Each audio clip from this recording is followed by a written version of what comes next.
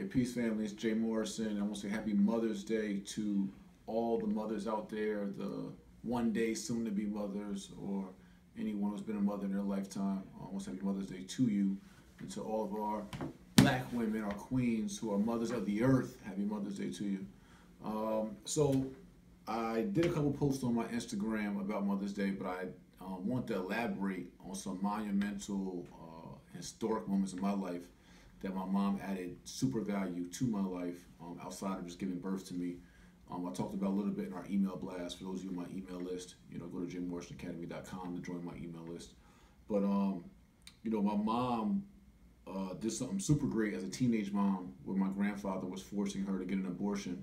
She was actually in an abortion clinic on the table in the doctor's office, ready for a procedure, and she got up off the table and went against my whole family and had me. That was one thing that obviously was super important for my life and in my life. But secondly, as a teenage mom, when my biological father left when I was 3 months old, my mom just got to it. Like my family had kind of rejected her for having a son and having a child out of wedlock, and my mom was on her own. She, had essentially got kicked out the house, and she's always found a way and made a way. I mean, she got on government assistance, food stamps, welfare, WIC, Section 8, whatever she had to do. My mom was a trap star. My mom was hustling. I remember being, 3, 4, 5, 6 years old, going to New York, going to Harlem. My mom would lock the doors. She'd leave me in the car, and she'd go down in a little basement apartment and go see her connect and come back out 30 minutes later with big bags, big brown and black garbage bags, which at that time I didn't know was a bunch of marijuana. My mom was moving that work. And so my mom hustled to, put food on the table and take care of me, and later to take care of my 3 other siblings. My mom sold coke, sold weed. My mom would go into the stores and switch my sneakers out when we needed new sneakers. Like, she ain't had the money to buy no sneakers. My mom stole for us. My mom hustled for us. My mom, she fought for us. She did everything she could do in her power to make sure that, we were okay, and I appreciate her so much for that. Just showing so much resilience. And although she was suffering, from drug addiction at the time, and drinking and alcohol and cigarettes and everything else, and just living a poor lifestyle, she eventually aligned with God and got baptized, saved, found Christ, found God, and became more spiritually aligned. And she did that for herself and did that for us to become a better mother. And I appreciate her for that.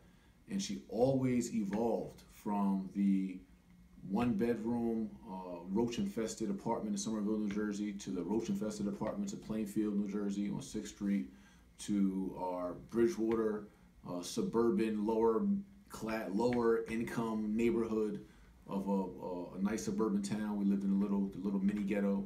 And then she evolved from there to a bigger, from a 2-bedroom to a 3-bedroom. There was 6 of us in a 2-bedroom.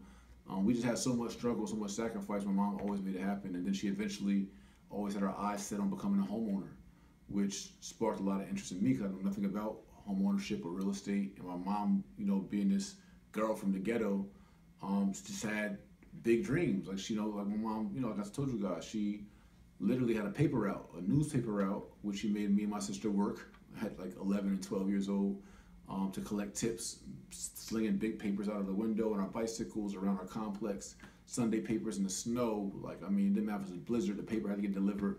And my mom instilled a lot of work ethic in us, a lot of discipline in regards to, kind of a structured lifestyle, and just like a lot of hustle. And she kept evolving and inevitably became a homeowner after I left prison.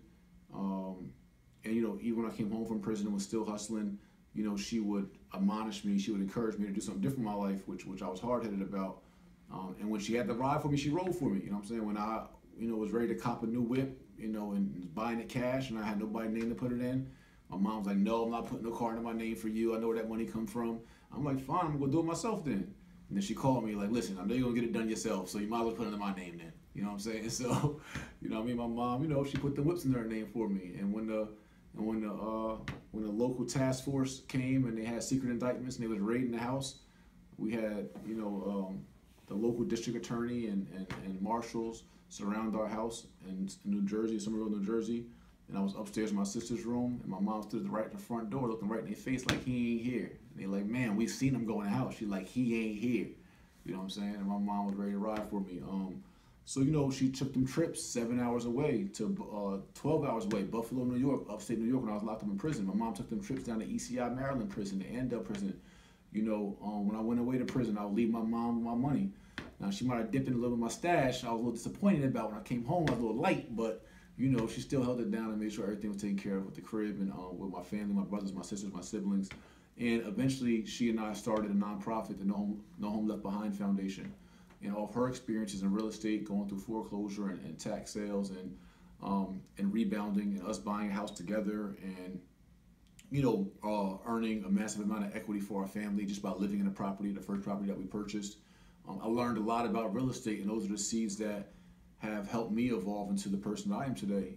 So with me growing up with a family of drug dealers and hustlers, but watching my mom evolve out of that lifestyle from a mental standpoint, physical standpoint, spiritual standpoint, is watching her grow. I always had a good example, of leveling up and evolving. And inevitably, she and I would do different businesses together and ventures. And right now, we're actually building a house together, I guess you could say. Well, I'm going to help with the down payment. We just constantly have a great relationship where she's constantly evolving, growing, and then she's always done the best she could for myself and my 3 siblings, and so I appreciate her. So outside of just a generic Mother's Day message is really important, and that being in the position I'm in now, I'm really happy with where I'm at in my life. Most importantly, because of my spiritual alignment, and that God has the will, and I live a purpose-driven life.